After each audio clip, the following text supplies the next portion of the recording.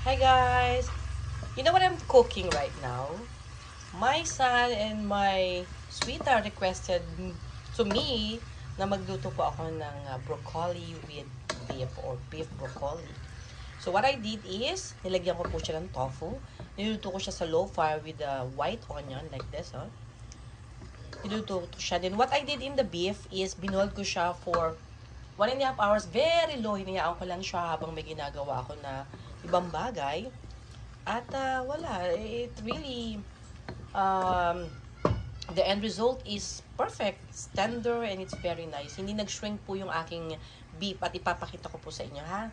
Meanwhile, ito po ay aking tatakpan at hayaan kong mag-steam to ng todo.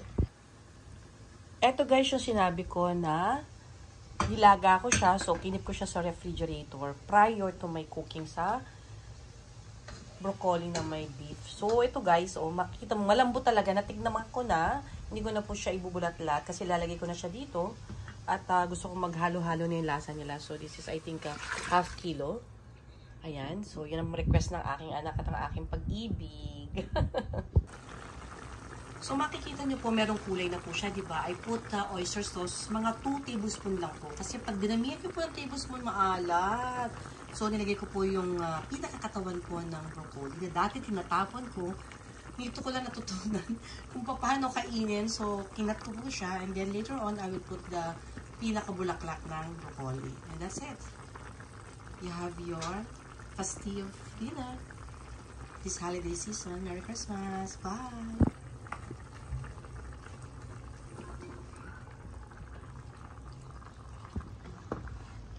Yes, I'm ready. They're calling me now. Oh my God, nagmamadali silang kainin. Merry Christmas po sa lahat. At ready na po ang aming dish with fried chicken, with lumpiang prito, with spaghetti, a little only. And this pretty broccoli with beef. Bye!